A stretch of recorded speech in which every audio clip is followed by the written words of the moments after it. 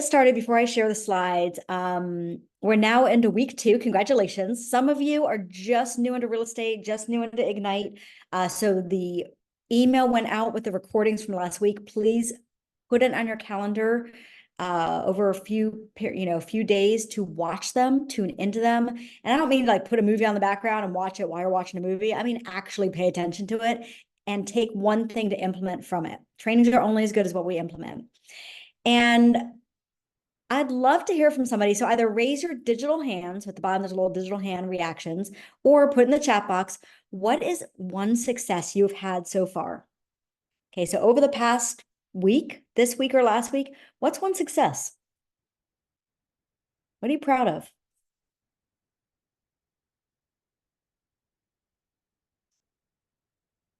And for those who have never attended a class with me before, I will literally uncomfortably stare at the screen and just stare at people. Just hang out, you know. Oh my God, I love this. More people in your database. Ooh, that's a topic for tonight. Wrote an offer. Congratulations. Whether it gets accepted or not, you wrote an offer, right? That's the first step. Love that.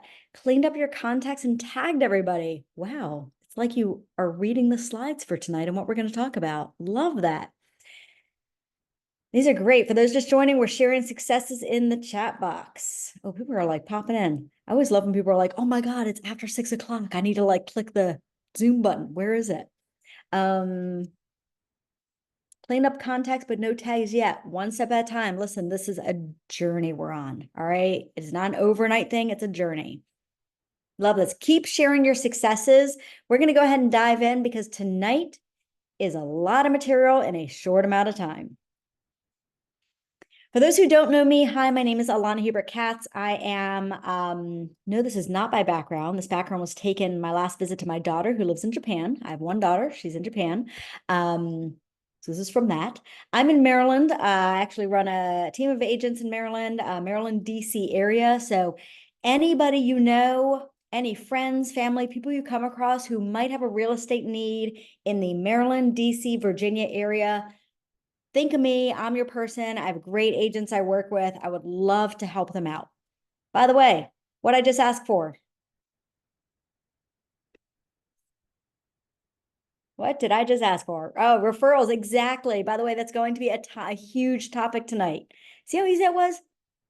Just ask. Just ask. I want to demonstrate that right away. We're going to talk more about that as we get through the slides. I've been in real estate since 2015. Been a local and national coach since 2017 and a KW certified approved trainer. So let's dive in because this is not about me, it's about you.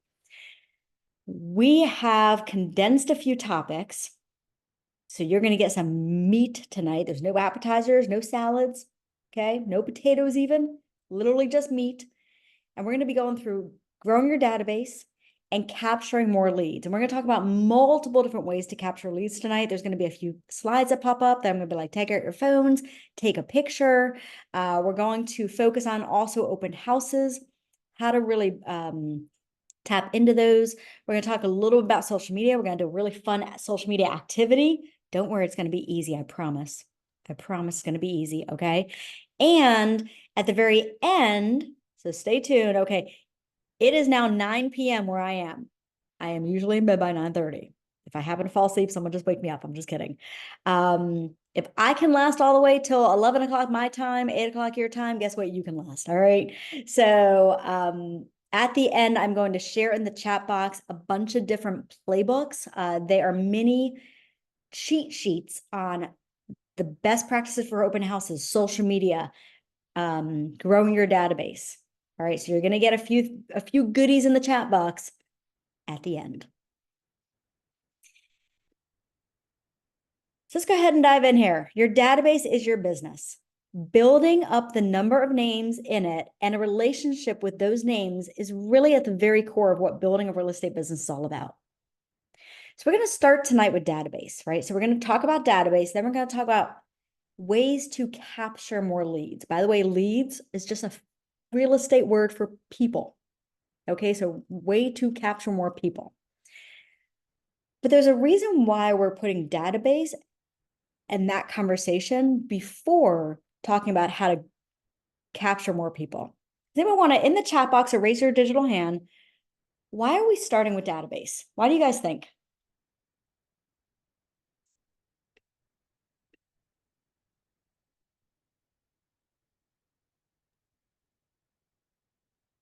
Now we'll hang out. Let's see here. To track who you contact and the outcome. Oh, I love that. Organic. Yes.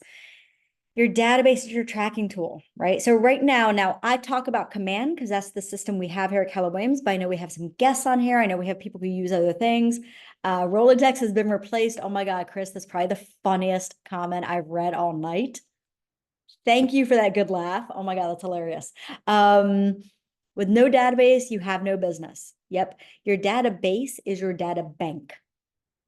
Okay. So think of a bank. We want money in it. We need money in it for whatever we, bills, vacations, etc.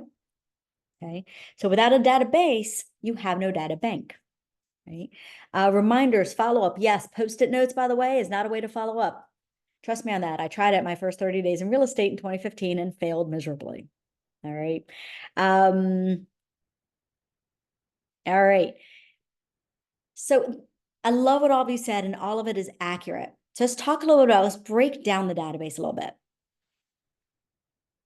So if you think about people in general, right? I'm going to define lead and contact in just a minute.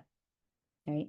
So if you think about people in general and you think about where we can find them, which we're going to talk about in a little bit, we capture names, right? So I know there's a number of agents I work with in coaching right now who are hosting open houses this coming weekend. They're going to capture, most likely, the people are going to visit, they're going to capture names and phone numbers and email addresses of individuals, right? So those are leads, right? You might run social media ads, like I run Facebook ads. I capture leads through that. People might come through your website. You might walk in, you might call expireds or for sale by owners. They come in all different ways. So that's the very top. That's number one, lead capture, right? We have to put them somewhere. So we put them in Command. This Thursday, we're going to dive really deep into how to really master putting them in a really healthy database and how to grow a healthy database. So please tune in on Thursday and tell your friends if they're not on here. Be like, why aren't you on here? You missed out. So, I love creating FOMO. After you capture the lead, they go into your database and we form a relationship. So you're going to hear two different words. There's the word lead and the word contact. Now, a lead is a person who has expressed interest in a service through, things like social media or marketing platforms or websites or just word of mouth. Okay, lead is literally you have a name and a number of a person who's expressed an interest in a service. So I'll give you an example. Let's say, by the way, if I say your name, you don't have to come off of mute. I'm not calling on you. You're just the boxes on my screen, and I like to use names in my examples, so I just pick names on my screen. All right. So don't feel like, oh my gosh, she's calling on me. I try not to do that, but if I sit here just talking to myself, I might. So let's say, for example, that I talked to my really good friend, Kelly, and Kelly is like, oh, you got to talk to my coworker, Brian. Right. And yeah, Brian might be looking to sell a house. So I get Brian's information. So now I have Brian's name and number. Maybe I have his email. So Brian's a lead because I haven't talked to him yet. So let's say I call Brian, which of course I would right away, like immediately. Okay. Immediately, not like a week later. I call Brian to see how I can help. So I have a nice conversation with Brian. Whether he's ready or not right now, I have a nice conversation with him and I find out details. He is now a contact. A contact is a person who you have a relationship with. So all of your friends and family, we call that your sphere, are contacts because they already know you. You have a relationship. By the way, now I don't have to stay on the phone with Brian or talk to Brian for hours to build a relationship. We might just talk for 5 minutes, find out some information for a stronger call back later on down the road. So now he's a contact. So now based on that conversation, he's in the center part of this tube. I'm going to call it a tube because I don't know what else to call it. Funnel. There we go. Funnel. It's a better word. And he's either ready for something where I'm going to move him forward to an appointment or lender or whatever it is, or I'm going to cultivate the conversation and grow the relationship. Right. So everybody you talk to and everybody you meet starts at the top and they filter through over time. Some people stay in that center section forever, right? And we'll talk about that in a few slides. So there's 4 laws of a database. We need to build it, feed it, communicate it, and service it. So let's talk about building it.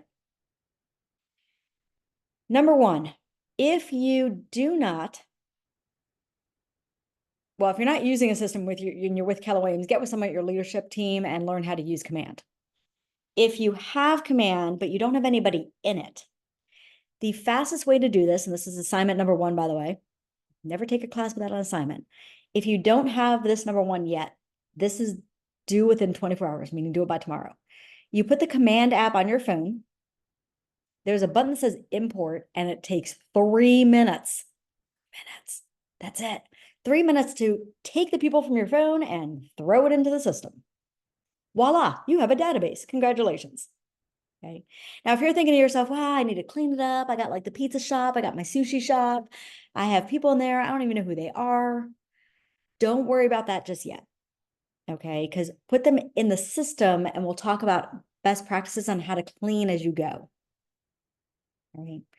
So you need to build it. Next, you need to feed it. Now, feeding it means a few things. All right.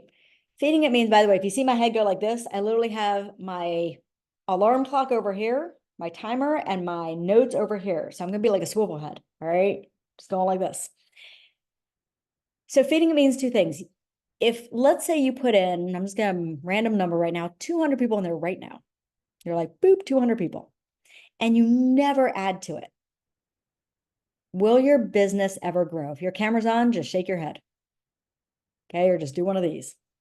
Okay.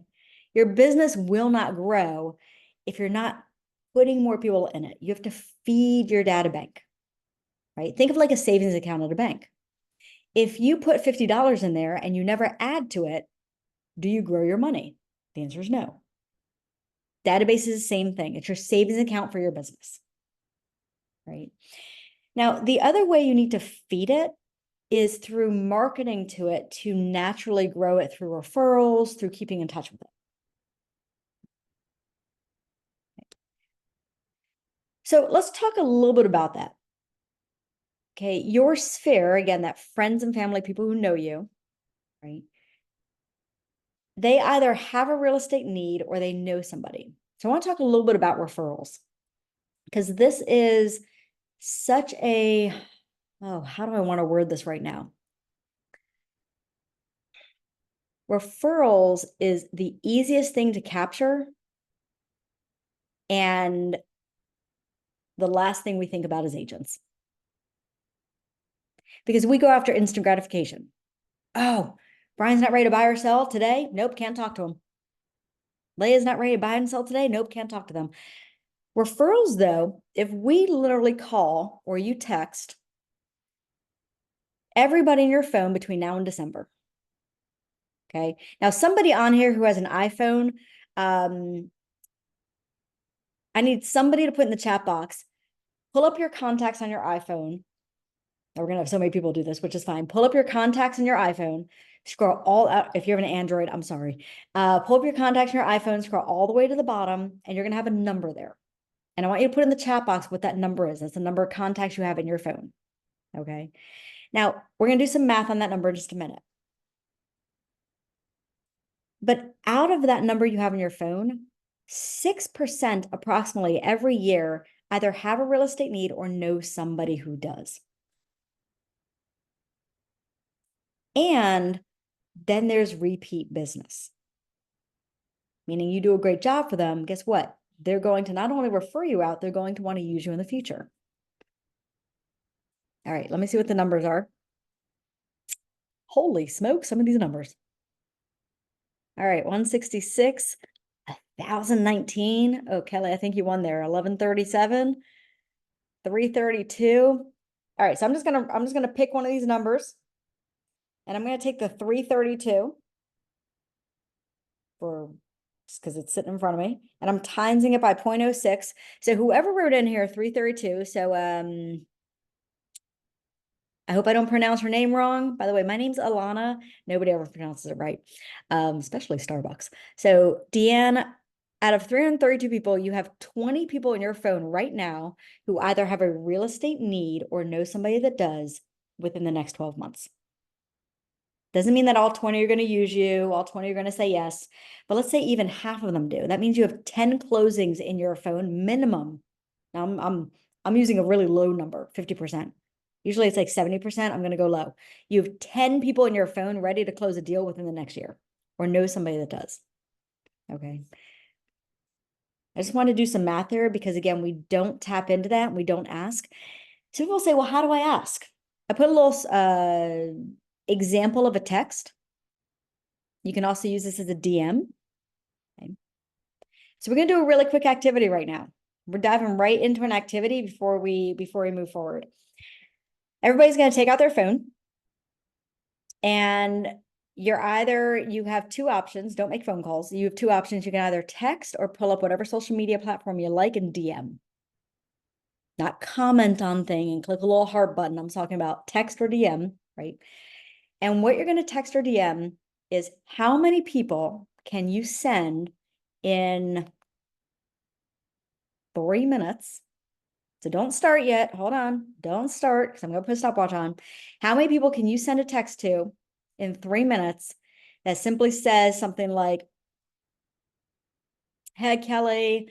Now, you can even, by the way, you can change this to your own verbiage. I'm going to use an example. Hey, Kelly, how have you been? Listen, just reaching out to see what real estate needs you have in the next year, or who do you know that I could help?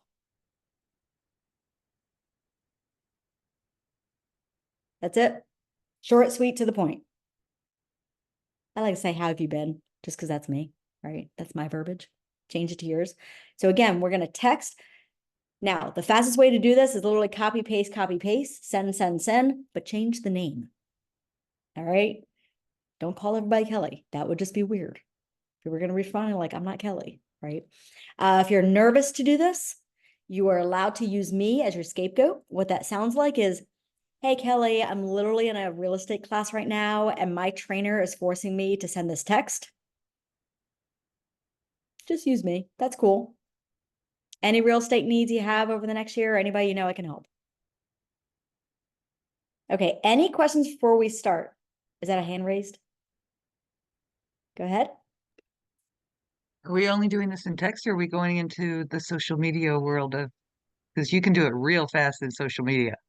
Yeah, I'm gonna say you can text it, you can DM it. What we're looking for is a two-way connection. Now, if they start Okay. calling you or texting you back, you are in a class right now. Please ignore them. There's no fires. You can talk to them after 8 o'clock tonight. Okay. I don't want to lose you. I don't want to lose you. Yep. All right. So any questions? I'm going to go ahead and put the timer on. We're going to do this for 3 minutes max, starting now. And if you have questions, I'm here. Ask away.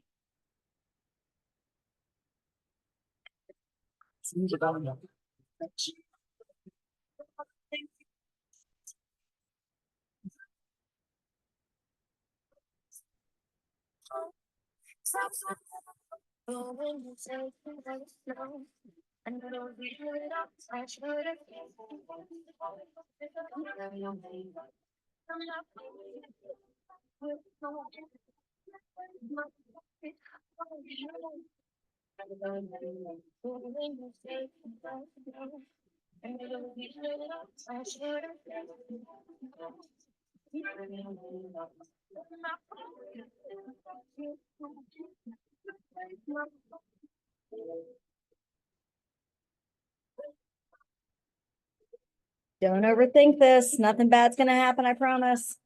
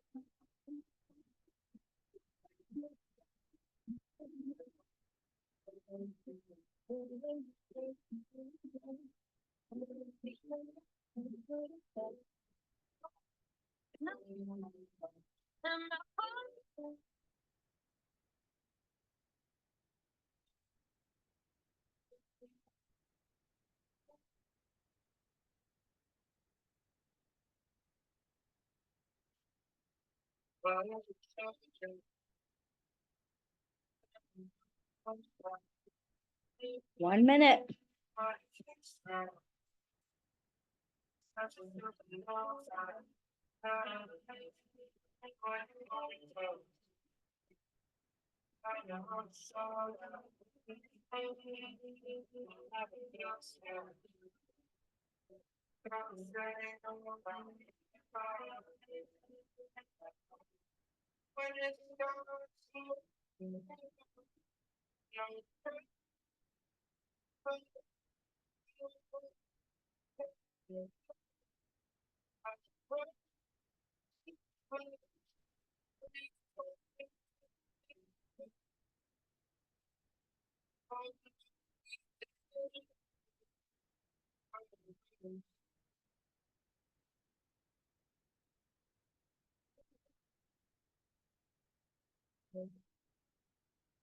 And time. All right. You're still typing, get that last one out, but go ahead and start putting in the chat box how many you sent, right? Not how many people responded or anything like that. And then put your phone to the side, turn it off and ignore it. But how many did you send? Throw that in the chat box.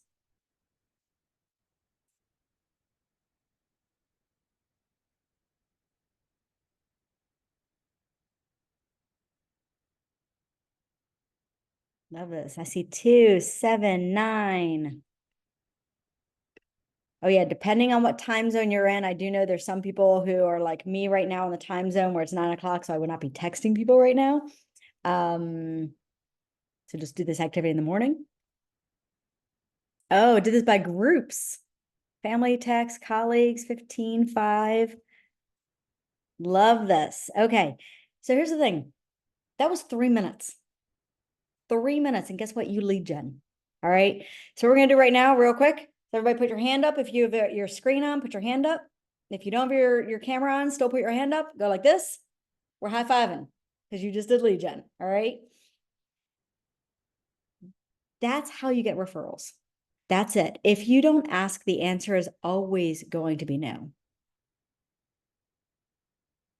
Okay. So to succeed at a high level in real estate sales, you must commit to frequent contact with a database with the intent of building close relationships. As real estate agents, we are not transaction agents. What we shouldn't be is people saying, all right, I'm here to transact. I'm here to close deals. Instead, our roles as real estate agents are to build relationships to be able to help people when they need the help, right? When the timing is right for them. And the more relationships you build with people and the closer, now when I say close relationships, I don't mean you need to be going out and having dinner and drinks and all of this, right? But are you getting to know them? Do you know who's all moving with them? Do they have pets? Do they need a big kitchen because they love to entertain, they like to cook, right? Are you learning new things about these individuals every time you're talking to them? Okay. So again, there's 4 laws. Getting back to the laws. Law 3 is communication. So we need to, so somebody mentioned it in the chat box, which I loved in the beginning. It was a database is a way to keep in touch with people, to follow up, right? And to communicate with them systematically. It's easy when we just get started in real estate to look at our phone and say, oh my goodness, I'm going to call some friends and talk to them. And now I have this one buyer. But now let's say you all talk to 50 people this week, 10 people a day, 15 a week, that's minimum. Okay, you talk to 50 people. And out of those 50, 12 of them, I'm using a high number, 12 of them say they have a real estate need sometime in the next 12 months. And you find out a little piece of information about each of them. If somebody said they have a real estate need, let's say that there was, literally one person for each month of next year, are you going to remember who said which month, what month they said, and details of what they told you? I don't know about you, but I can't even remember what I had for breakfast today. Truly, I can't. So you need to have that system to be able to put the notes in, and then how are you following up with them, right? Now, this is my favorite thing. Somebody mentioned in the chat box what their success was putting contacts in and tagging them. Somebody said they put contacts in but haven't tagged them yet. That's okay. Step number 2. All right. When you start tagging people in your database, but you do it, and by the way, there's unlimited tags. You can have in there friend, family, dog lover, military, has 3 kids, whatever you want the tags to be. But when you start really getting purposeful with your tags based on your conversations, now you can actually segment out your database to make your marketing easier and to provide better value. So I'm going to use this example. I just taught the class earlier tonight, same class on the East Coast. I used the same example, so I'm going to go with it because I liked it. And let's say that we're going to go with golf. Okay, I'm not a golfer. We're going to go with golf. All right, let's say Brian's a golfer. Okay, he likes golf. And we're talking, and I get to know Brian a little bit, and I find out he likes golf. He's not ready to buy or sell. He's not looking to do anything over the next year or so. Maybe not for another year, right? Not till next fall. But I put a tag in there saying golf. Now, I don't golf, but I have friends who do. So I get to know about all the little golf tournaments and things that happen. So let's say I come across some sort of golf outing or golf event, and I go and filter my database and pull up just those I tagged golf. And I send every one of them the event. So now Brian just got an email from me, and maybe I even pick up the phone, and those are my phone calls that day. That's my lead gen to be like, hey, Brian, it's Alana, Keller Williams. I know we talked a little bit ago, and in our conversation, you mentioned golf. I just emailed over. I came across this event coming up. I thought of you. I just emailed it over. Didn't know if you'd be interested. That's it. We're not saying, do you want to buy? Do you want to sell? Anything like that. We're sending them something of value based on their passion. How could that be a benefit? How could that help people? How can that help them, but also help you? Let's talk about you. How can that help you?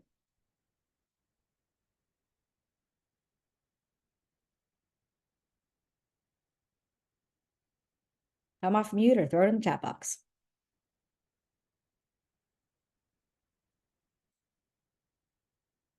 What do you guys think?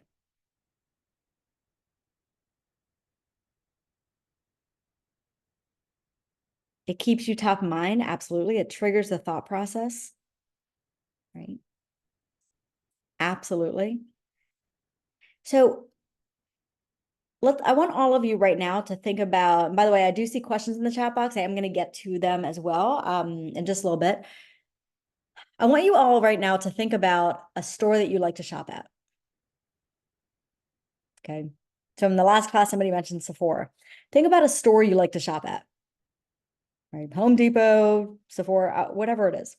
And what if that store, because right now, let's face it, a lot of the stores we shop at, what do? We get these spam emails of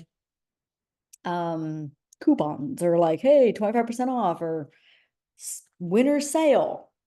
What if all of a sudden you started getting emails from that store saying, let's say you have a passion for, so I love, my 2 passions are travel and wine. So if you, by the way, if anybody puts me in your database, put a tag for wine and put a tag for travel. Those are my 2 passions. So let's say all of a sudden the store sends me a wine event coming up in the area. I'm probably going to, number one, be amazed, be like, oh my God, how they know I like wine. Like, wow, that's crazy.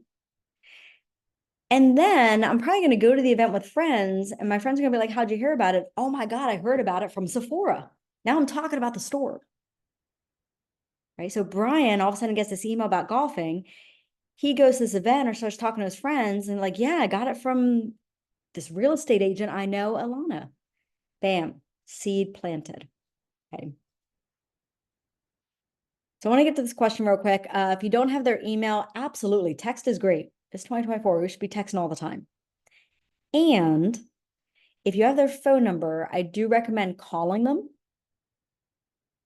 and or texting them and simply saying, don't say, can I have your email? What you want to say is, hey, I don't think have your update email. What is it? Or hey, what's the best email for you?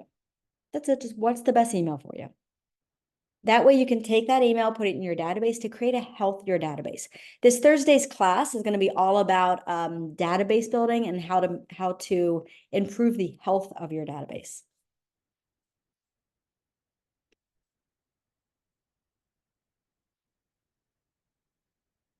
So to stay in communication with people systematically, we need touch points. All right. Now you'll see, I'm going to focus over here on the right. It says 36 touches.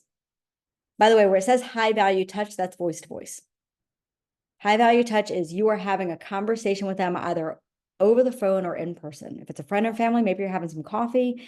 If it's somebody you're just calling to follow up with or touch base with, it is voice to voice. Right? Because that is really what builds a relationship. You can't build a relationship over email. But then we need to stay, somebody mentioned in the chat box, we need to stay top of mind. So how do we do that? Right? And the best way to do that is to use what's called a 36 touches a year. Now, a lot of agents are like, oh my God, I know for me, when I first started, I'm like 36, that's a lot, right? But if you think about it, let's think about some of the touches we have. Number one, your sphere of influence should be getting a call once a quarter, reminding them that you're in real estate. There's an amazing smart planning command called monthly neighborhood nurture. It's actually the most highly used one, monthly neighborhood nurture. Okay, so there's a touch right there once a month saying, hey, here I am, I'm real estate, right? But in a very organic way. Maybe you throw an event once a year and you invite people. Well, guess what? You have to invite them, that's a touch. They go to the event, that's a touch. And then you're either calling them to thank them for going to the event, or you're calling them to say, we missed seeing you at the event. That's a touch. There's 3 right there. Do you know their birthday, or did you stalk them on Facebook to find out their birthday? There's a touch right there. Happy birthday. Right? Do you do newsletters? Do you send holiday cards? There's a touch point. See how creating touch points is, when you really break it down, it's actually really easy to create 36. Okay. So the first step is building a database. If you don't have the people in a system, we're going to use command for this example, in command, that's step 1, do it by Sunday at the latest. Okay. This week, get them in command. Then you can focus the rest of the year by putting them on different touch points. Maybe this week you sit down and say, what do I want those touch points to be? You'd be really purposeful around that. And then finally, law 4 is servicing your leads. Okay. Servicing your leads. So servicing them is keeping up with your database. Do you know where that lead came from? Do you know what source it came from? Was it referral? Did it come through an online system? Did it come from an open house? Right? How did you capture that relationship? That way, at the end of the year, let's say that you had 12 closings and 10 of them came from open houses. Well, if you track that, now you can next year know, wow, okay, if I'm going to double my business, let me just double doing open houses.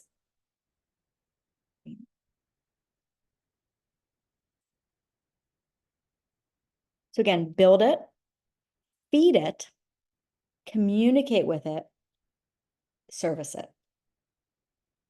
That's the 4 laws of your database.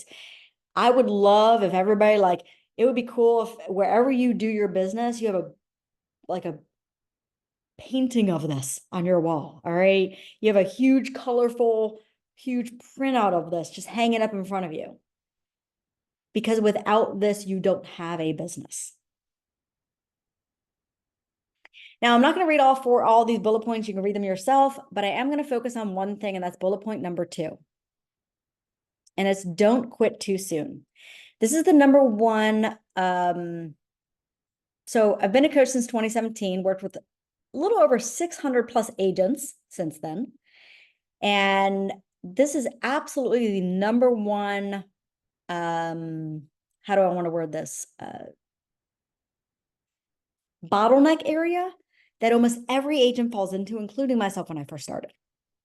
And that's we quit too soon, right? We try out a lead source and we're like, oh God, I tried that for 2 weeks. It didn't work, right? Or we get our calendar organized and we really focus on lead genning for 2 weeks at different times of the day. And we're on point with it for 2 weeks, but we don't have an appointment set yet.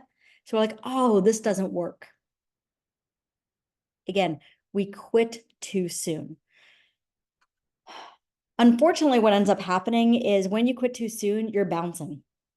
Meaning every 2, 3, 4 weeks, you are trying something new. So number one, you can't master anything. Number two, nothing actually comes together. Nothing works. So there's an agent I coached, like to share stories, true stories. So there's an agent I coached, his name is Steve. And Steve was struggling for a little bit, and we sat down and he was kind of bouncing around. He was calling. He had 1 week where he was really lead genning a bunch of times in that week, like 3, 4 days that week consistently. And then the week after, nothing. He talked to like 4 people. And then he was trying different lead sources. He was kind of all over the place. I don't know if anybody can, if that resonates with anybody. I know when I first started, I was kind of all over the place. Actually, I wasn't kind of, I was. And I looked at Steve, I said, I want to challenge you. Let's look at your calendar. Let's put in really specific how many people, I don't care about what time of day, how many people are you going to connect with in your Monday through Sunday period? Right? And then who are you going to connect with? Let's actually prep for your entire month. Who are you going to talk to? Let's break down your entire database. Let's hone in on who are you calling. So when you walk into that day and you're like, I need to talk to 20 people, you know what 20 you're calling. All right. Now you probably have to call like 50 to talk to 20 or 60 to talk to 20. But again, there's a plan. And then what I want you to do is I want you to stay the course, no matter what. I said, stay the course. By the way, that's my phrase. If you ever come to Maryland, walk in my Market Center, there's a little picture of me up on the wall that says, stay the course. So what I want him to do is do not change. I don't care if you don't set any appointments in the first few weeks. Don't change the activities. So week 1, stay the course. Week 2, stay the course. All the way to week 4, we were now at the end of week 4. He comes to my office and he goes, true story, he comes to me, he goes, I don't understand what's happening. I have like 3 buyers in a listing appointment right now, but I don't know where they came from. We looked and we found out that came from the activities he started in the beginning of the month and the follow-up and the consistency. When you stay the course, as sometimes boring as it can be and routine as it can be, the success will come. Okay. If you go and you text 50 people this week, asking them who they know for referrals, and nobody gives you a referral, it doesn't mean it doesn't work. It just means this wasn't the week. Actually, or it means you used one word you shouldn't be using. Oh, I'm going to give you this. It's not even in the slides. So psychology is my background. So I like to use psychology in a lot of things I teach. If you start out, when you start out a text or a phone call with somebody to try to ask for a referral, not try, you do, you ask for a referral, and you start it with, I'm going to use this sentence. So I want to call them different names. Again, you don't have to come off mute. I just need different names on here. So I'm going to go with John. So let's say I'm texting John and I'm like, hey, John, listen, if you know anyone who might be looking, have any real estate needs, let me know. By using the word if, it actually sends a signal to John to not give me anyone. So if you're using the word if, and when asking for referrals, get rid of the word if. Just simply change it to, who do you know? Who you got?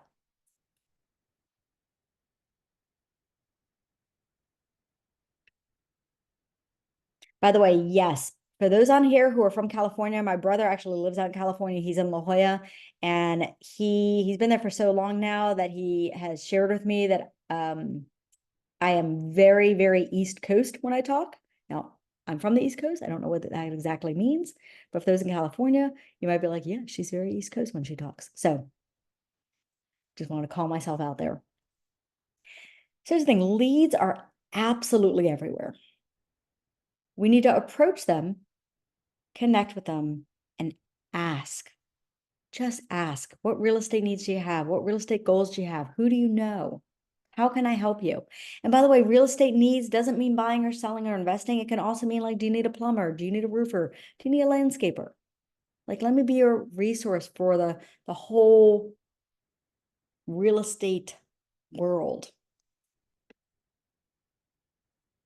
And then as we're connecting with people and asking, we need to remind ourselves that every single person we come in contact with. So unless you stayed in your house all day today, okay, maybe somebody has.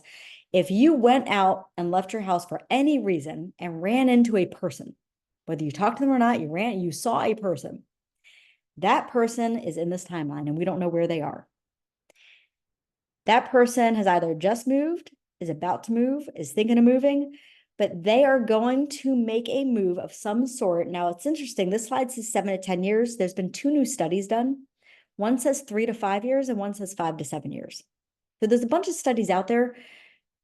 All of them mean the same thing. They all mean people are moving. They're either buying, selling, dying and have to buy. That's morbid, but I'm going there. Okay. Again, or they know somebody.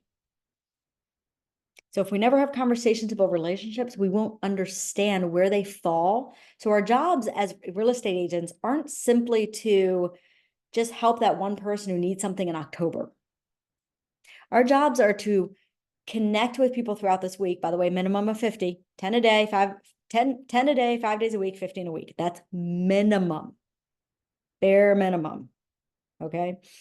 So you'll hear a lot of people who take BOLD, Business Objective Life by Design. It's a great course. I'm a 11-time BOLD graduate. Oh my God, 11 times. God, I'm gonna 10 times, 10. Oh my God. About to be 11. I'm taking it again in October. So you'll hear them say 20 people a day, 100 a week. We got to start somewhere. Okay. If you're not talking to 100 or 20 a day yet, talk to 10. Okay. If you can't even hit 50 a week, try 30. Go 5 a day, 25, and then move the needle forward a little bit, 25 to 30, 30 to 35 to get to the magical 50 to then grow from there. Just know that everybody you connect with falls in this timeline. Our job is to play detective and find out where they fall by asking questions. All right, I mentioned take your camera out at a certain point. Now, this is in your Ignite material, but if you don't want to go hunting in your material, we're going to go through 3 slides right now: prospecting, marketing, and then both. Okay. So these are just a few examples. There was also a document emailed out and with a recording on, I think it was Sunday or Monday, that was called 50 lead gen ideas.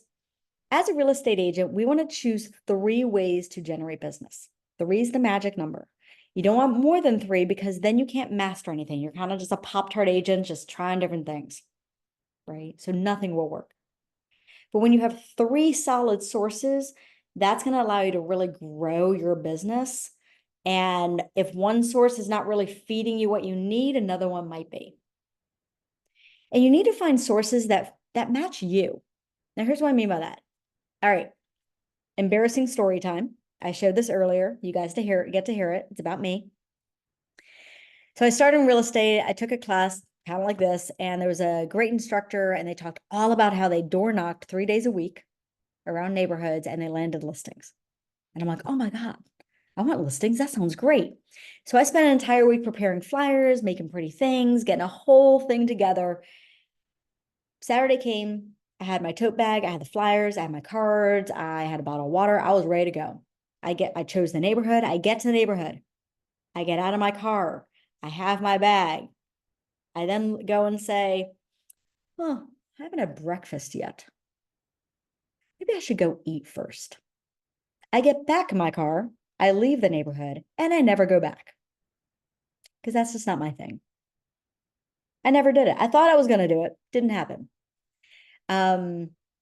When we talk about farming in a few slides, geographic farming, I will say the one time I actually did do it, and I'll share why, because it's very timely this time of year. So instead, me and my personality, I'm expireds and for sale by owners. Give me strangers and a phone all day long. You have to find what works for you. If you're like, I don't want to talk to strangers on a phone? That sounds horrible. Great. Don't ever do it then. But what are you going to do instead? Are you going to volunteer places? Are you going to join meetup groups? We have an agent I work with who I coach. She's a runner. Like she loves running every day. So I challenged her to join different running groups. Because if you constantly run with the same person every day, you're not meeting new people. So she joins different running groups a few times a week. So she connects with different people every single week. And she wears something real estate related. So her outfit talks for her. I mean, granted, when you talk to someone, they're like, well, what do you do? What do you do? You say real estate, right? But again, if you don't know where to find people, your first place is your phone. But then after that, what are the other two you're going to do? And then you need to be marketing enhanced. Now, this is a class, you already learned this. I think you went through this last week in one of the sessions. So I'm not going to go through this. Just know that as an agent, you should lead with revenue. If you're not making money, don't spend money unless, disclaimer, unless you're either, you want to spend a little money on maybe running social media ads to get leads, right? Potential buyer or seller leads. Or maybe you really do want to call expireds and you want to pay for a system. Talk to your local brokerage, your leadership about what systems are in your neighborhood and what the legalities are behind it. Every state's different, and we have so many different locations on here. I don't get into talking about those things because what's in Maryland might be different where you are. So I don't want to get you in trouble, or me. So maybe you pay for a system that provides you all the information on that, right? Maybe you are really tackling a neighborhood and you want to do some postcards and some mailings.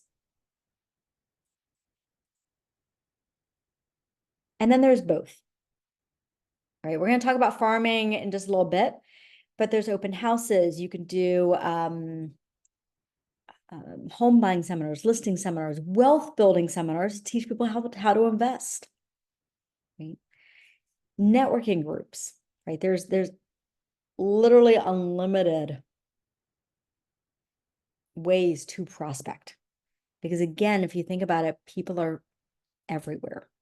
So you have to figure out, where do you want to connect with them? How do you want to connect with them?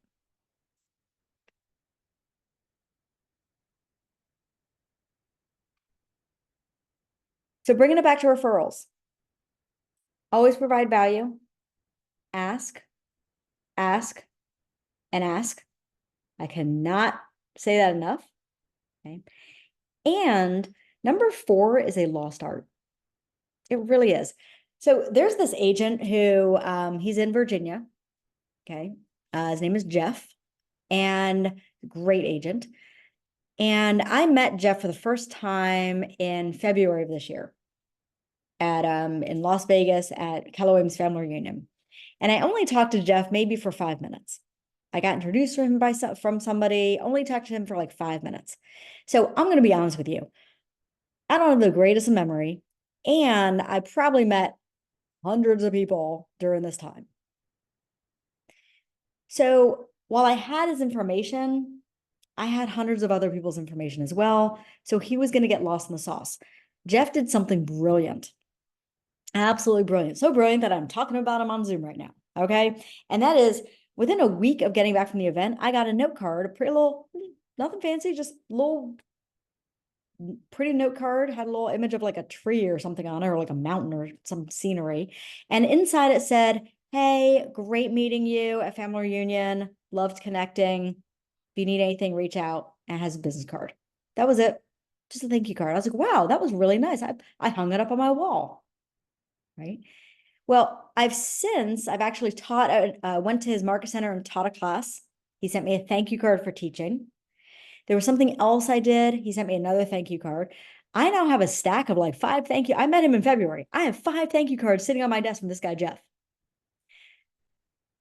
If anybody ever reaches out and says they have a real estate need to buy or sell or invest in the Fairfax area of Virginia, who do you think I'm thinking of? Jeff. He is now I know tons of agents in that area, but he set himself apart. He is memorable. I am literally talking about him twice now in one night on Zoom. There you go, right? Jeff. Now you all know Jeff, right? So those handwritten note cards, right? And you can just, great practice. A lot of times we don't do them because we don't have the material, so we forget about it. It just becomes noise. So what you want to do is, jump onto like what you may want to do. You don't have to. It's just suggestions, right? But go on to like Amazon or one of those sites and just buy them in bulk. Buy a huge box of whatever jumps out to you, thank you cards, blank cards. And then go to the post office and get a whole pile of stamps, right? They come in like a booklet. Buy a booklet of stamps because we have the thank you cards, but we don't have the stamps. We're probably not going to write the thank you card, and we're probably not going to mail it. And then when somebody gives you a referral, right? So let's say all of a sudden, Jenna gave me a referral and she was like, oh my God, you got to help my friend Carol. My friend Carol wants to sell her house. Of course, I'm going to call Carol, but whatever Carol says, Carol might never answer any of my calls. She might even be like, I already hired an agent. I'm immediately that same day writing a thank you card, right, to Carol saying, thank you so much for referring me, or to Jenna saying, thank you so much for referring me to Carol. I look forward to helping her. Referrals are the lifeblood of my business. I'm throwing my business card in there, popping it in the mail. Right. Now, if I don't ever have her address, I'm actually going to text her, hey, what's your mailing address? By the way, now I just got her address. Add to the database, make it a healthier database.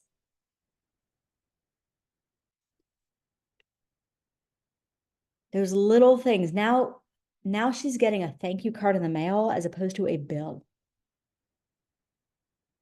Oh, Michael's, Hobby Lobby, buy in bulk. Absolutely. Absolutely.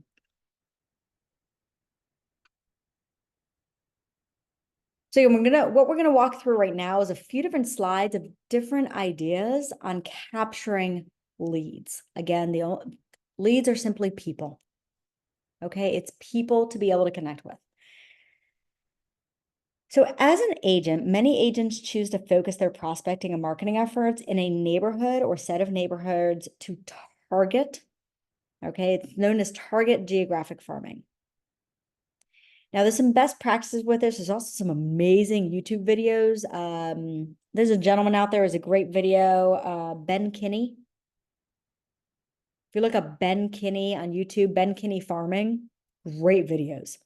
He's like been the number one. He grew his real estate business many, many years ago through farming.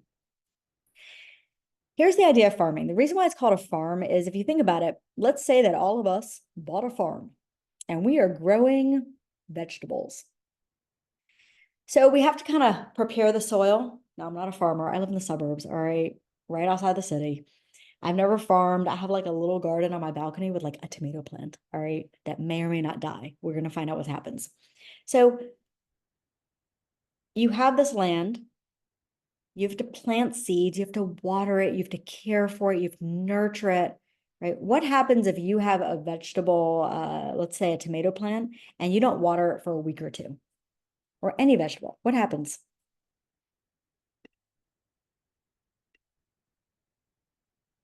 Just have that chat box open, just keep going.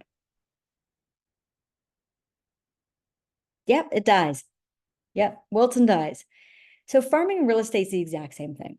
The trick to farming is you spend 12 months, okay, 12 months, not 11, 12, 12 months connecting with an area. So you choose a location. Usually that location has like, let's say 150 doors. It's a nice size. Not too overpowering where you're spending a lot of money and it's reasonable, but it also is a nice size where people are going to buy or sell, right? And every month you need to do something to connect with that neighborhood. It could be a postcard, it could be a door knock, it could be what I'm about to tell you, which is the greatest way to start a farm is this time of year because October is the easiest way to start. My own personal opinion, by the way. What's the very end of October that has candy involved?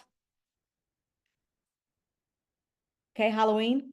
So something in real estate that real estate agents love doing, many real estate agents love doing this, is called reverse trick-or-treating.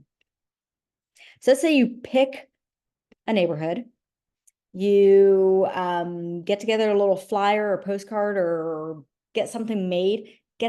Find like a catchy phrase. You can go to Google for that. You put all your information on the back, check with your broker, make sure it's compliant. And you attach a little bag of candy. I'm not talking about a big bag, like a little sandwich bag of candy. And then not the night of Halloween because people are busy, but maybe it's the night before, maybe the weekend before, you reverse trick or treat. Now you're knocking on the door of that neighborhood to introduce yourself as, hi, I'm Alana. Now, it could be where you live, just be like, I'm local to the community, I live here. It doesn't have to be. If you don't like your neighborhood, if you don't like your neighbors, or if your neighborhood are people who live in the house and they die there, meaning it's very low turnover rate, so it's probably not worth your time and money to farm it, right? A good rule of thumb is to find a neighborhood that has about a 6% turnover rate. If you don't know how to do that, find a coach or somebody or an agent at your market center to teach you how. 6% is the minimum, right? So you go there and you're just simply, hey, I'm local to the community, local real estate agent, just thought I'd come out, introduce myself. If you need anything real estate related, even if it's like a, handyman for your house, just little reverse trick-or-treating. Here you go. Trick-or-treat. That's it. Hand them the candy. They will smile because you're handing them candy. Okay, who doesn't smile with candy? All right. They might look at you a little weird, be like, where's trick-or-treat? But then you hand them candy, they're gonna smile. That's it. That's your whole engagement. Whether they talk to you more, ask you questions, you planted a seed and you made someone smile. Exactly. Popeyes. Thank you. Right? It's called a Popeye. You're popping by with something. Events and seminars. Now the page is blank here and you don't see a lot of things written on it because it's literally whatever you want to create. So it could be a home buying seminar. That's probably the easiest and fastest thing any agent can do. It could be a listing seminar, wealth building, but you can also host events. One of our agents recently did a friend and family game night at our market center. So they invited their friends and family for a game night. It just happened to be hosted at our market center. So they let the walls of Keller Williams speak for themselves and be like, oh yeah, she is in real estate. There's an agent I know who she does a quarterly pancake brunch with her neighbors. They get a bunch of people together, they set up tables, and they literally do a pancake brunch in their neighborhood quarterly. It could also be leveraging other events. So for example, I mentioned wineries is kind of my thing. So let's say that I have a bunch of friends who like wineries. And I have people tagged in my system who like wineries. And I know of a great fall event, which I do in October here in Maryland, that's a wine festival. I could invite not only my friends and family, but I can go into my system, pull up those who mention they like wine, okay, and invite all of them. Whether I really know them or not, I get to know them. I can tell them a meeting place, but now I'm not paying for an event. I'm just inviting them to an event if they want to join.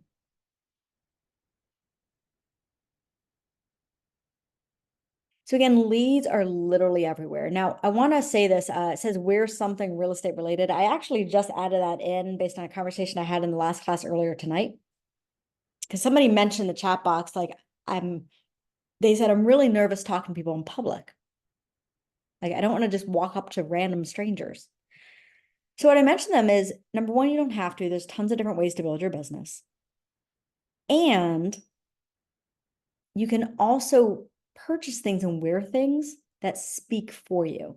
So the easiest thing to wear is one of those little real estate badges, one of those little real estate name tags. Just wear that everywhere, literally everywhere.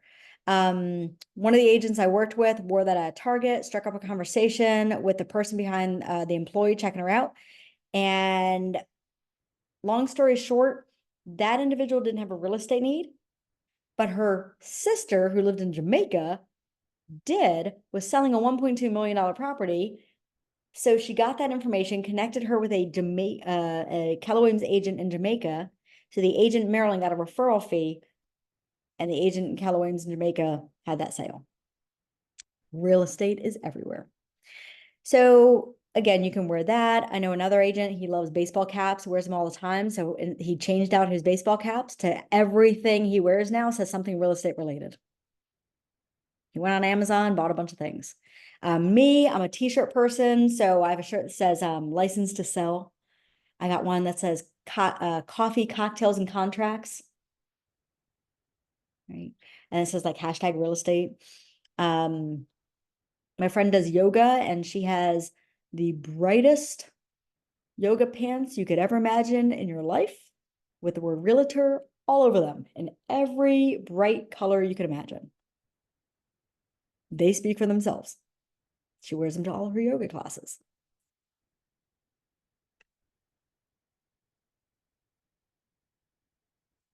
In the chat box right now, as we move forward, we talked about many different ways to capture leads. I want you in the chat box right now to either share other things that maybe you're doing, because if you started doing something that we didn't mention, it's going to help somebody else on here. This isn't about learning just from the instructor, it's about learning from each other as well. So the more you share in the chat box of your successes, the more you share what just worked for you or what you're trying to do, others can learn from that as well, right? Real estate's a team sport. I know a lot of people say it's your individual business. Yes, it's your brand, it's your name, you're building your business, but it's literally a team sport. And the team is not just your market center, it is the worldwide of Keller Williams.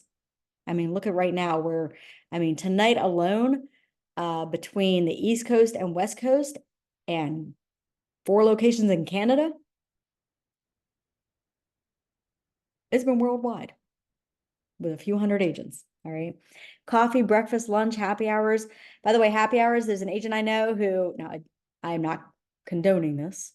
All right. Disclaimer. This is him. This is how he's doing it. He goes to his local bar. I'm going to use the word frequently. And just randomly strikes up conversations with people sitting along the bar who happen to sit down next to him. And his first 4 closings were people he just randomly talked to at bars. Oh, new construction. Love that. Love that. Absolutely. Local tours and new constructions. Asking your new constructions if they have a model home, can you host a home buying seminar at the model home? Okay. A lot of times they'll actually provide the food, which is really fun.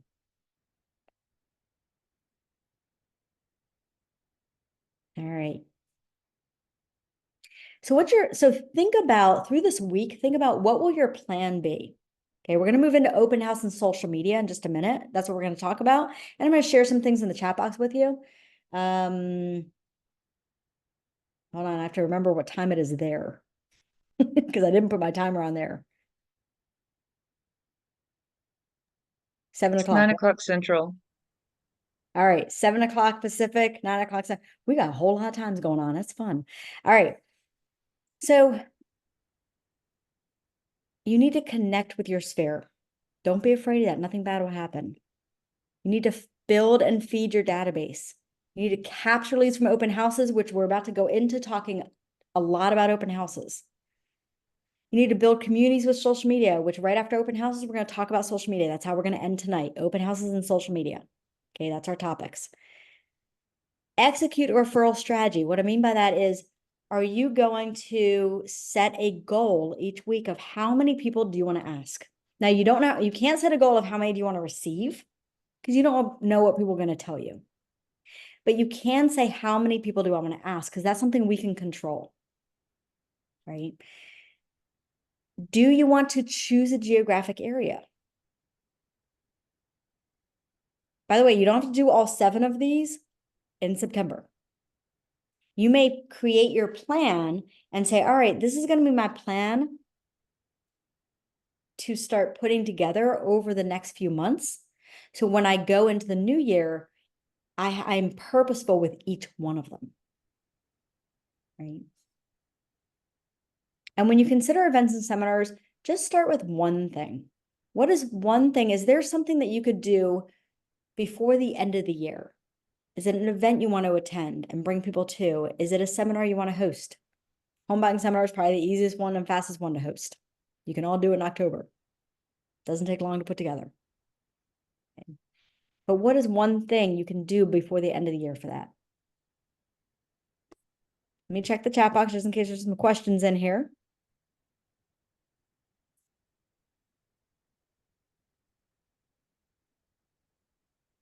Okay. So I notice there's a comment in here by John, what not to do. Thank you for sharing this, right? Be very careful of shiny objects. All right. Especially when, if you look back at the marketing page, which I'm not going to scroll all the way back to that, as real estate agents, we get hit all the time. Emails, phone calls, selling me this, selling me that, pretty little shiny objects, I like to call them. Number one, if you're not making money, don't spend money. If you're like, well, I have some money because maybe I have another job or whatever, I have some money to invest in my business, take time to really review what you're about to spend money on. If it is a lead source, go online, look up reviews, talk to other agents, do your research, do your research on it, because there's so many out there that are not great. Okay. And then when you do decide to choose something, use it for 30 days, track it for 30 days. If it's a lead source, what am I spending? What did I get? Now, you're not going to have a closing in 30 days. Okay. That will most likely not happen. But if you paid for a system, so I paid for a system last year, and I did a 90-day subscription, and it was horrible. They promised all these things, and I tracked everything, and nothing was delivered at all. So number one, after 30 days, I called them, and I'm like, listen, I paid for 90. This is what you promised. This is what was in the agreement. Like, let's talk about this. So, they did their spiel. So I kept it for another 30. Long story short, didn't work. Cut ties after 90 days. Yes, I was out that money. I did actually complain to them, got some recouped, because I was be like, listen, I'm going to put some testimonials online and reviews online. When you say that to people, like, hey, I'm going to throw this on social media, that worked, got some money back. So track what you're using and cut ties fast.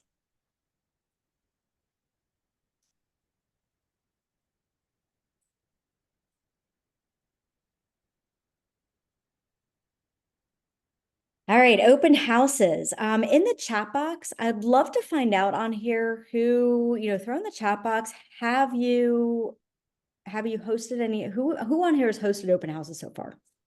And while you're doing that, I'm going to share something in the chat box. Okay, so in the chat box, who's already hosted an open house? I love this. 3. I have. Great. Did one weekend, several. Love this. Many. All right.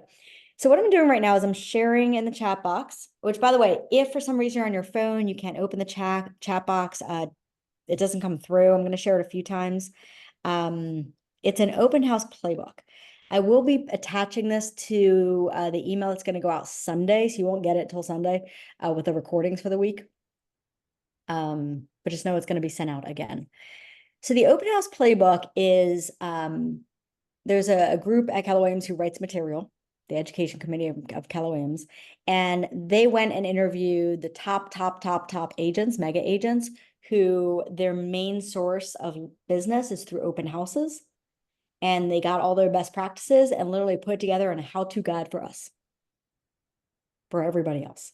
So it is a short little playbook on how to host and market and prep and be purposeful with an open house.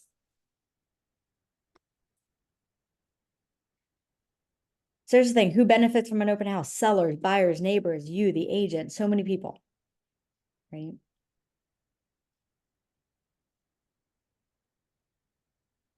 Open houses are inexpensive. Because let's think about it. The only thing we're really paying for is maybe some marketing, maybe, right? Maybe some flyers. Open house signs, we're paying for that. That's about it. So it's pretty inexpensive. It is an absolute prospecting tool. I'm going to dive into that deeper in just a second. It is the second highest rate of return on business. So a research study was done showing the top 3 sources of business for all the top agents nationwide, not just with Keller Williams, but nationwide agents. And open houses was the second top rate of return. In the chat box, what do you think number 1 is? If open house is number 2, what was number 1? Or what is number 1? Yep, there you go. SOI, your sphere, your friends and family, people who know you and like you and trust you.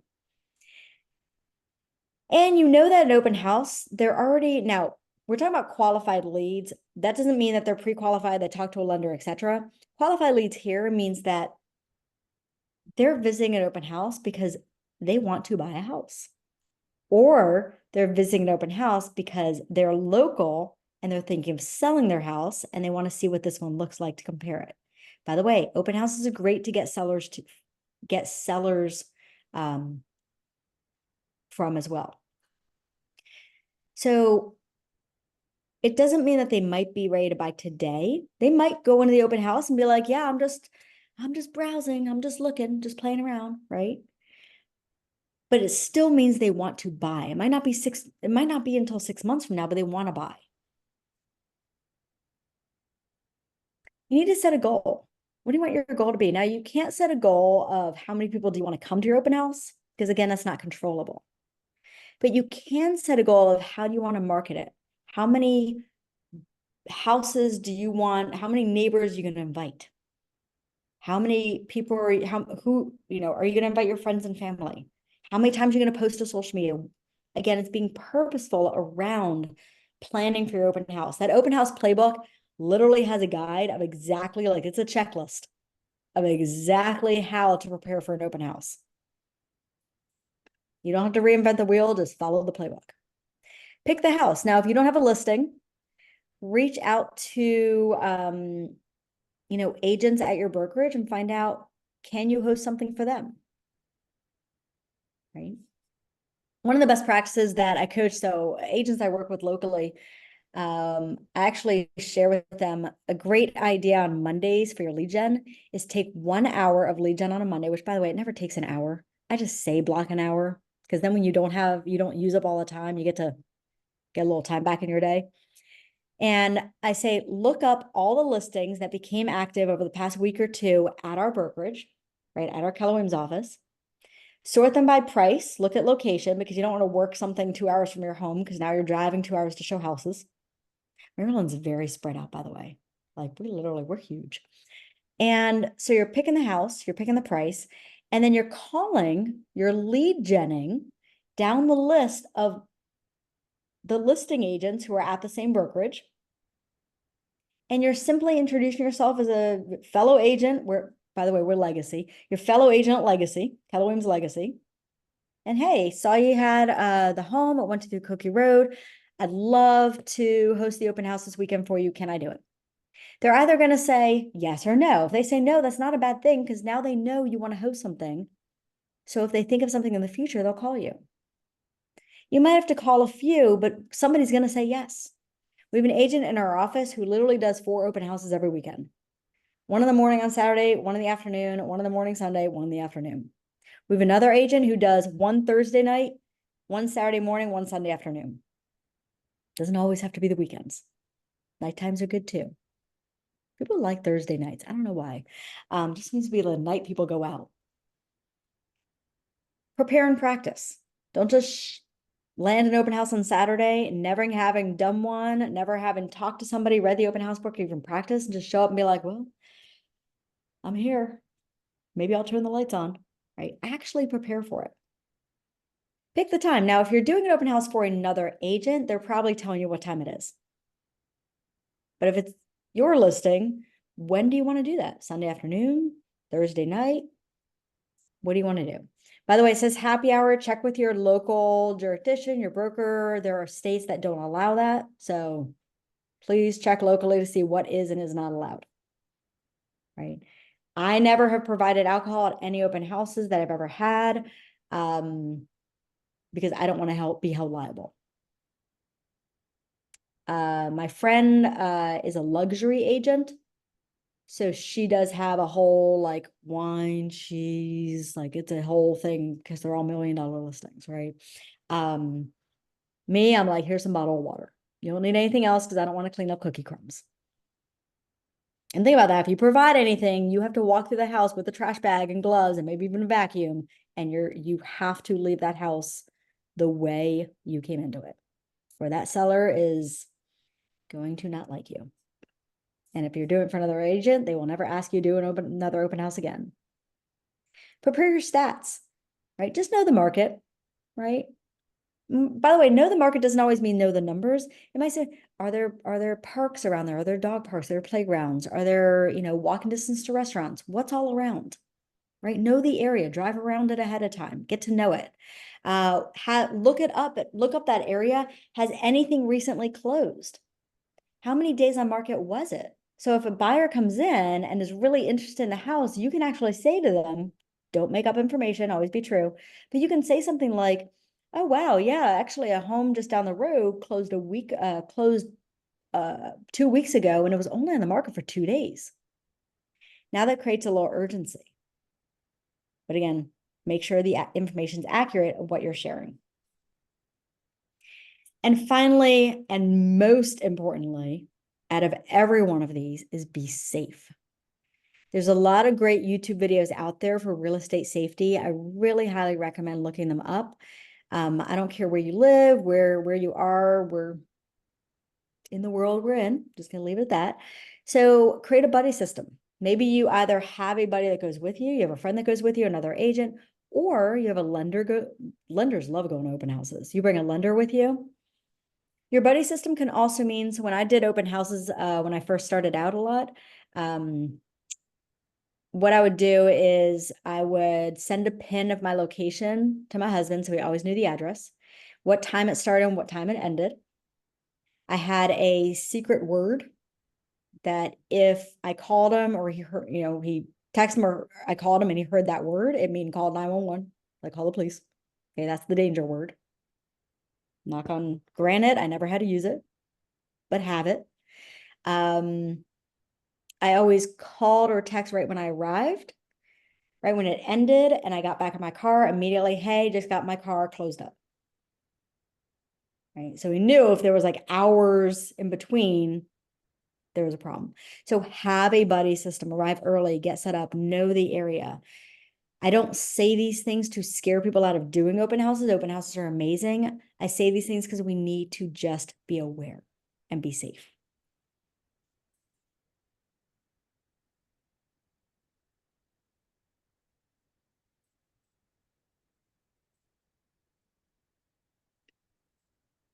Social media for real estate is an essential tool for promoting listings, generating business, and building lasting brand. Right now, if you are not on social media, I taught class earlier, person literally just got on social media for the first time, like Monday of this week. So they're embracing it, they're learning it, which is awesome. So if you're not on social media, think about one platform you are willing to join. You don't have to like it. I don't like social media. I was telling someone earlier that if all of a sudden something happened and social media got cut off from the world, I will be the first one to throw a party. I'll be extremely ecstatic, but I use it because we need to. Because if you think about the clientele and you think about the population you're going to work with, the new buying population, that's where they live. They're not living on emails, right? Yes, we still need to make phone calls, but they're not answering their phone as much. They're texting. They are living on social media. So we need to, if we're going to be successful in real estate, we need to meet people where they are. It's not the reverse. It's also a really free way to brand ourselves, right? Social media is an amazing way to just build our brand, and it's free. All right. So the 10 is already given to you, but in the chat box, who can remember from, I think it was the first session of Ignite last week, what 10-5-1 stands for?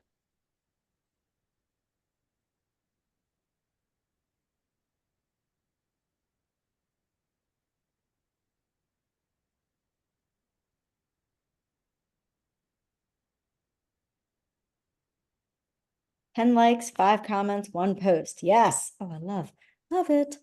By the way, if you are just tuning into Ignite, please watch the recordings from last week. They're amazing. So this is a daily practice to get into. If you think about your calendar, put in your calendar, like, by the way, if you don't use a calendar, okay, stop right here. By tomorrow, get a calendar. You cannot be successful in real estate without a calendar. It just can't happen. Trust me, I tried for months. I fought it. I was like, I can be successful without a calendar. I absolutely thought I could be that person. You can't. So in your calendar and your reminders, put on their daily 10-5-1. Now, if that's a lot to start with, just try 3 days a week to start. And what that means is you're finding things to heart, like, right? 10 things per day. You're commenting on 5 posts. Now, I'm going to put this little disclaimer here. Be very careful with this. Comment on neutral subjects. Don't get in the mix of commenting on non-neutral subjects, politics, religion, all the other stuff, right? Clients will absolutely see things. And I've had many agents actually have the client call them and fire them because they don't agree with their comments. So stay neutral, right? My friend posted something earlier today and it was hilarious little video. And I literally commented on it like, oh my God, this is going to be us like in our 80s still dancing. That was my comment because it was these little old ladies at a dance club, right? So comment 5 times a day. And then send 1 direct message a day. And that's gonna be easy. You can be sending a message like a happy birthday message to someone. Maybe you see something on social media, and instead of commenting, you privately message them, right? But this is kind of this is your daily engagement.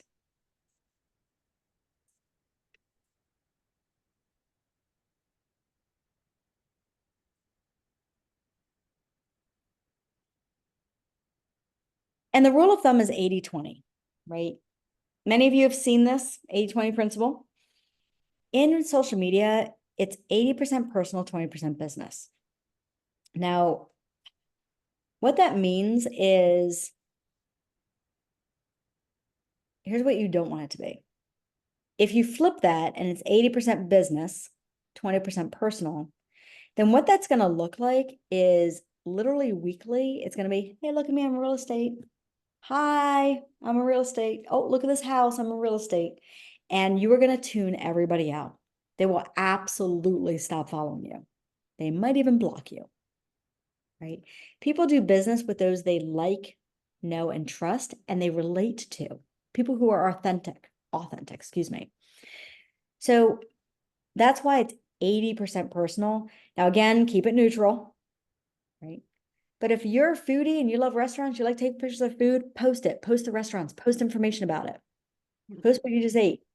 Those food lovers are going to relate to it. If you have pets, share your pets out there. Make the world fall in love with your pets. Have the world, have your social media world truly feel like they're your pet, their pet too, right? Again, whatever it is that's personal to you, because others are going to relate to it. There's a social media playbook. I am putting it in the chat box right now. Again, it's just like the open house playbook. It is a mini guide on best practices and even example posts that you can do. Embrace video. Now that either could be you, right? Maybe it's you at a dog park talking about this cool dog park you just found, right? If you don't want to be on the video, you can find little videos to post. Or you can interview other people. Maybe it's a lender you quickly interview. Now, this is real estate related, but it's providing value. But maybe you interview a lender and you're like, hey, in 45 seconds, what do people need to know about the market right now? About the rates, right? Now the lender is given the video, but you're providing the value. And ask for help. If you're not sure what to post, you're not sure of ideas for value, find other agents, stalk agents on social media. I love friending agents on social media. Friend agents all over social media. You can friend me. And I'll put my handle in here on Instagram. And ooh, that is not how you spell that, spell check. I love spell check on these things. It's great. So find people who you like you're attracted to their pages and what they're posting, and either ask them for help or just take note of it and do what they're doing. By the way, I just posted my handle. That's not an L, it's an I. Fonts are fun. So we're actually going to do a little activity right now. We're going to stop the screen. And what I would like all of you to do is you're going to pick up your phone. I know some of you cannot, but if you can put your camera on, please do so. You only have to have it on for like a split second, because we're about to take a picture to be able to post it. Your Zoom on the top right-hand corner, it should be on gallery view where you're seeing tons of boxes. If it's speaker view where my face is really big, first of all, I'm sorry. Second of all, top right where it says view, drop down, select gallery. So what we're going to do right now is we are going to do a social media post. All right. I did this earlier. It was super fun. And what you're going to do is you're either going to do a screenshot from your computer or literally pick up your phone, and everybody with their camera on and everybody with your camera off. Because even though your camera's off, guess what? I feel your smile. I just feel it, right? I want everybody right now to hold up their phone or pick up their phone and look at the camera, look at your screen and smile. Look at the screen and smile, everybody, because we're about to, and everybody take a picture of the screen. We are taking a picture of each other right now, just smiling, right? Now I want everybody to put your hand up, like we're waving. Everybody wave. Hey, what's up? What's up? Wave, everybody. Now everybody take a picture, everybody waving. Okay. Now you're going to pull up. Now, by the way, if you don't know how to do this, please find somebody and do this over the next, like tomorrow or the next day. Okay. Pick a platform. I don't care. Instagram, LinkedIn, Facebook, whatever you use. Pick a platform, post it right now. So for example, earlier tonight, somebody posted one and it was, let's see, what do they say? One person said, nope, that is not what they said. Hold on. That was not the post. Oh, you ever try to find a post and then you can't find it? Here we go. Let's see. This person said, fueling curiosity and growth at Ignite After Dark. We're learning and our smiles light up the night. Oh, that's sweet. That's what she posted. For me, I posted one earlier and mine actually just said, late night learning with 200 plus agents worldwide. That was my post. And I put a little fire symbol on there and hashtag real estate. Don't overthink it. Post the picture, because here's what just happened. Number one, you got yourself out there, branding. Number two, if you said something about real estate or did hashtag real estate or tagged your real estate brokerage in it or whatever, or you tagged me, because then I'll repost it. You just planted a little seed out there in the social media atmosphere that you are in real estate. That's it. It's easy as that. By the way, you have Ignite classes Tuesday, Wednesday, Thursday. You should be posting something every night. Maybe it's one thing new you learned every night, right? Maybe it's just something funny that happened. Anything. something to get it out there.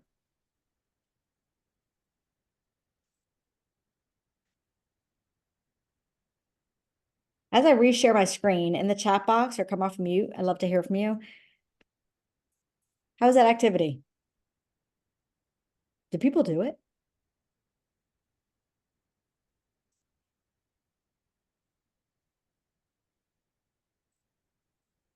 Do people make the post? Easy, hard? Totally gonna sit here and wait. Uncomfortable. Thank you. Yes, it truly is. It absolutely is uncomfortable, right? You know why it's uncomfortable? So, by the way, I also feel that way. I mentioned how I absolutely would love social media to just go away in life. It won't, but I'd love it to. Is because to this day, even though being a national coach and trainer, social media is very uncomfortable because it's very vulnerable, right? You're putting yourself out there, right? That's why if you're uncomfortable with it, it's really, it becomes easier, not easy, but it becomes easier when you, number one, start doing it on a regular basis and say, okay, I'm going to do a post 2 or 3 times a week. And you do things that maybe it's not about you, but you make it about other people. Oh my God, did someone just share what they did? Late night, I was showing you. Oh, I love that. Chris, that's awesome. That is awesome. If people didn't see the chat box and what Chris just shared, that is fantastic.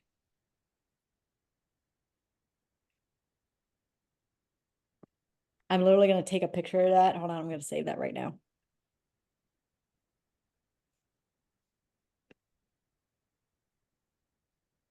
Thank you. I'm saving that because I'm totally using that as an example, if I have your permission. But you put it in Zoom, so I'm guessing I have for your permission because we're recorded. All right, I see fun learning, fun activity, learning, absolutely. All right, so let me reshare the screen. And we're on our final few slides here. And then I'm going to ask for your help with one thing, and then I'm going to share 2 more playbooks. You're getting 2 more things in the chat box. So again, connect with people you know or have met with, right? These are friends, these are family. Post about your neighborhood, use images, use videos, congratulate homeowners. Absolutely, with their permission, right? When you have a closing, be like, hey, I'd love to get a picture. Are you cool if I post us and tag you on social media? Right? Congratulate other people.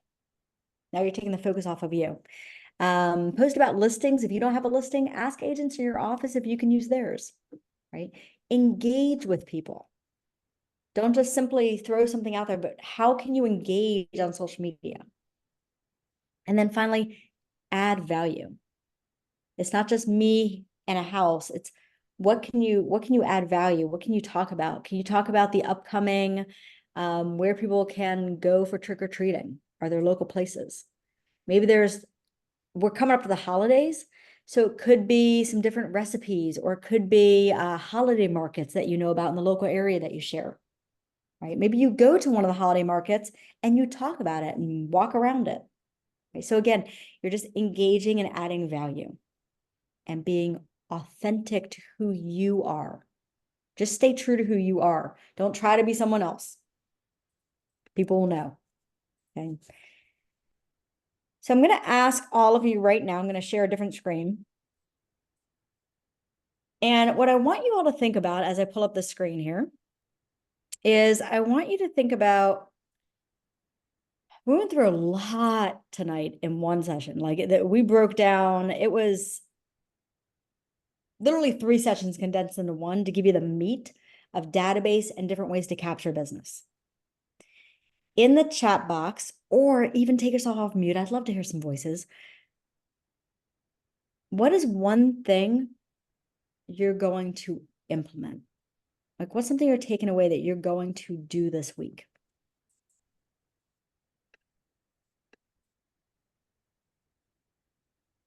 While you're putting that in the chat box or coming off a mute, As I said, I am a KWU certified trainer. I had to go through multiple trainings, and to keep it, we always set goals as agents. How many buyers, how many sellers, how many this? Well, to keep the training, which is one of my goals, and to work towards faculty member, I need a certain number of surveys. So I need your help with that. So if you go to KWU, and I'm going to put in the chat box, kwueval.com, you're going to put in your region. I'm in Maryland, DC. You don't have to put that in. You're going to put in whatever region you're in. It's virtual. We're going to call this one Ignite Grow Your Database, even though it's literally 4 different classes.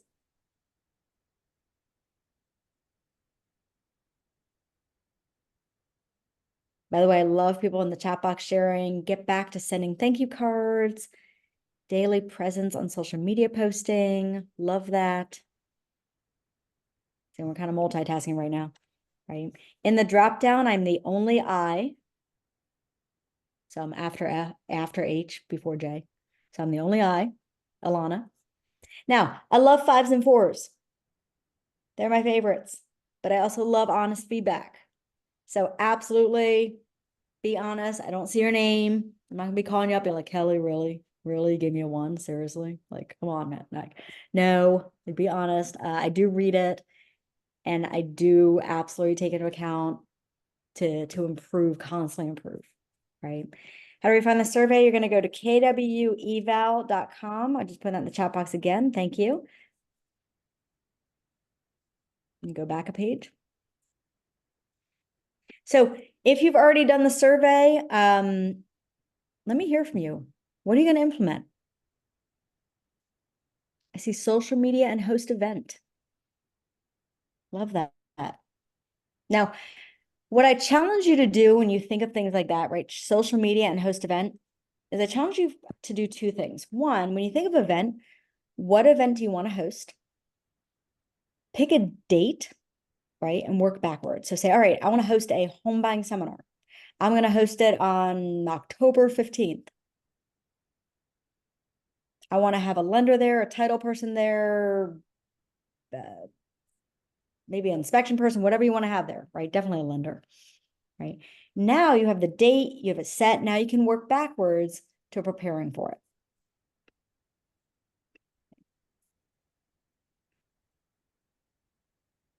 By the way, I just put 2 more playbooks in the chat box. One's called database assessment. It's how to truly assess whether you have a healthy database. The other one is contacts playbook.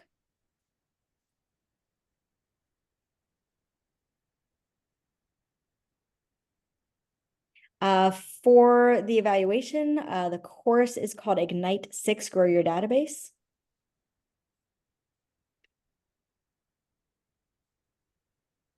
I think that was the question.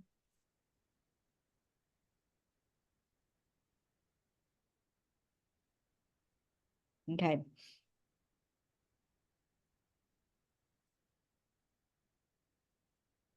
So what other things? By the way, for social media, set a goal. How many times do you want to post in the week? Then put on your calendar. If it's not in your calendar, it doesn't exist. Right? So do you want to post 3 times a week? Is it going to be Sunday, Wednesday, and Friday? Right? What days are you going to do it? What times are you going to do it? Right? Prep for it. If you don't plan for it, if you don't have it in your calendar, it most likely will not happen. Unless you're already in the habit of posting every day, and then just you keep going with it. But if you're not in that habit and we've just started, it's like going to the gym. We can't just go from 2 years of not going to the gym to be like, I'm going to go 5 days in a row. It doesn't happen that way, right? We kind of have to go like one day, and then we kind of like, okay, I went that one day. Now can I do 2 days, right?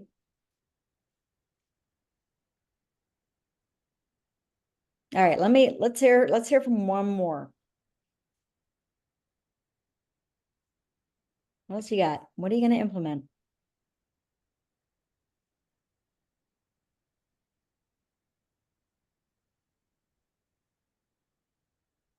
Oh, that is a great way to end this call.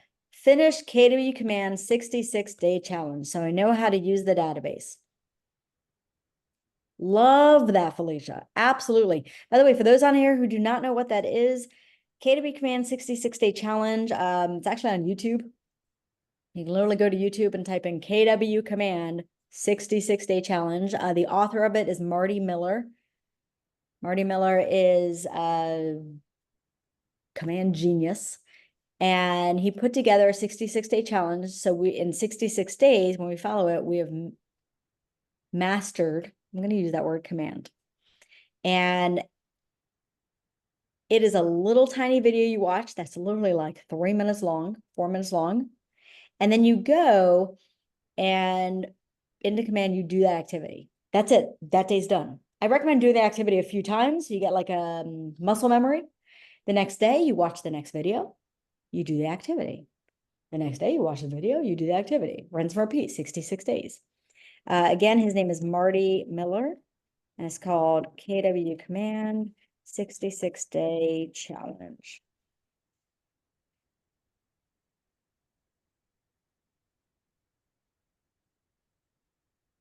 All right. Let's open this up right now for some Q&A. Right, we have about a minute or two left. Let me stop sharing my screen here. So let's open up for some questions. Now, this could be questions on anything we went through tonight. It can be questions on lead sources, on database. It could be questions on anything that maybe you want to dive deeper and learn from last week they're struggling with. Yeah, I got a question for you, man. Yes. Yeah, so as far as I think my biggest hurdle right now is getting over the fear of the unknown, I guess, per se. I guess my question to you is, how did you overcome that initial hurdle of being essentially not so much the new guy, but that initial fear of getting asked a question and not knowing an answer? I know that's my biggest fear, like when I cold call, because I just now started cold calling like 10 contacts a day just to start small. But I think like I've gotten a bunch of questions, and I think a lot of the reasons I haven't gotten like a listing appointment yet or anything like that is because I do a lot of or unsureties, just kind of going into that. So Felicia, I love that question. Thank you for asking it, because I guarantee you someone else on here is thinking it. So there's a few answers to that. Number one is we shouldn't be, our job on the phone, calling someone, to set an appointment. We shouldn't actually be answering any questions, because that's for the appointment. Right. So if I'm talking to you right now on the phone, the focus should actually be on just finding out more about you. Why are you looking to sell? Where are you moving to when you do sell? Right? What do you want that to look like? Tell me about your current home. Right? So the focus is more on what I call that seller questionnaire. And then to lead to setting that appointment. And then at the appointment is where we can dive deeper and where we need to prep prior to the appointment to be able to answer some of their questions. I will tell you this, if you answer their questions on the phone, you are selling on the phone and they haven't met you yet, so there's no relationship. So you're most likely not going to get the appointment, because now why do they need to meet with you? You just answer their questions, so they don't need to meet with you anymore, right? The other thing I'm going to say to that is if somebody does ask, so you might be, let's say, okay, you go, you do that, you get to the appointment, they ask you questions, you're like, oh, shoot, I don't know these answers. Number one, be confident in not knowing the answer. It's okay. You will not know everything. And guess what? 20 years from now in real estate, you still won't know everything. It is literally impossible. If you're a perfectionist, I am so sorry. Real estate is, you are going to kick yourself frequently, because you're going to want to know a lot. You're going to want things to be perfect, and it just won't happen. And when you finally start thinking you got all under control, laws change. Like recently, just a few weeks ago, nationwide, some big things changed. If you don't know what those are, talk to your broker, please. So we're all learning new things. So it's okay to not know things. Never make up things, never lie. They'll know. That's just wrong. So it's okay to say to someone, let's say you're talking to them on the phone or you're in person. So if you're on the phone, you can use this phrase. Wow, Felicia, great question. I'm actually going to write that down. And when I come out to meet with you, I'm going to bring all that with me. They feel heard because you said, great question. I'm going to write that down. And then you actually write it down. You go find the answer. So when you do go out there, you have the answer. Now, when you're in person and they ask you a question you don't know the answer to, it's going to happen. It will absolutely. I mean, I went on a listening appointment recently with an agent who I coach, and the owners asked me a question. It was a condo, and it was a unique situation. And I dealt with that situation once, and it was like 2016. I did not remember the answer. This was like 4 months ago. Totally didn't remember the answer at all. So it's okay to say, wow, Felicia, great question. Okay, I'm going to write that down because I know a few things change. I don't want to give you any wrong information. So let me write that down and I'm going to make sure I get that information for you today. Or if it's like a later night appointment, you'll say tomorrow so you can, actually get it. So it's okay to write things down and get back to them with the answers. Nobody's going to fault you for that. And just practice saying that, practice doing it and say it confidently. That's the thing is you're absolutely right. When we're sitting there and we're like, yeah, so I'm not really sure because I'm new. Don't do that. Yeah, don't just get that, just shake that off, right? Just be like, wow, great question. All right. Oh, I see your comment. Makes sense. Perfect. That's what I needed. Oh, awesome. Other questions? Yeah, I have a question, Ilana. So with social media, right? Let's say you are posting regularly and you're getting engagement and you actually get somebody who's interested. What do you feel is like a good process for actually converting those leads from social media? So you engage them, you have somebody who's interested. Yes, or they're giving you like signs, like, Mhm. Yeah, so well, first of all, that's awesome. Okay. So you want to congratulate yourself because you did a good post. What you want to do is a few things. One, if you have their phone number, call them.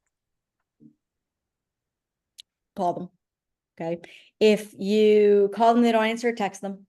Or you could text them and be like, hey, what's the best time to want to reach out to you today? What's the best time to call you? You need to talk to them. Right? If you don't have their phone number, because let's just face it, on social media, we have a boatload of people who just live in our social media family and we don't know their numbers. I would private message them. I would DM them. And first of all, thank them for the comment. So let's say that you did a post and whatever it was, and maybe it was about some listing or something or open house.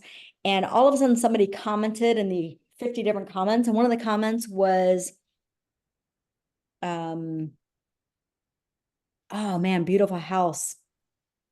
Might be thinking about something in the future. Right? Or yeah, probably, we'll stop renting sometime in the future. So it's kind of vague, but it kind of says they have an interest, right? DM them. Hey, thanks for the comment.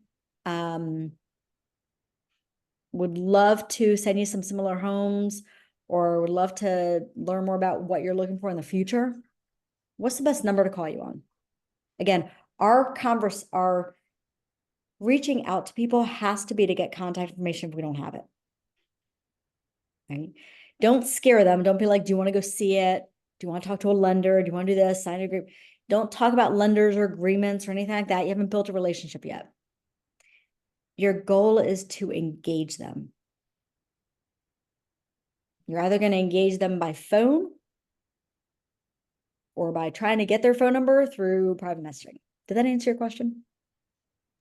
Yeah, absolutely. So what you're saying is social media, get them on the phone, and then make the appointment, right? There you go. Summed it up. Absolutely.